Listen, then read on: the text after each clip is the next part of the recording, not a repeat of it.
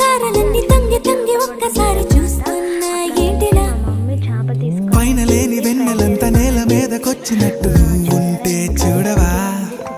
మంచువాన నన్ను ముంచనంట వాన విల్లు మీద ఇల్లు కట్టినెవ్వరంట ఈ లోకమంతా నిన్ను చూసినంట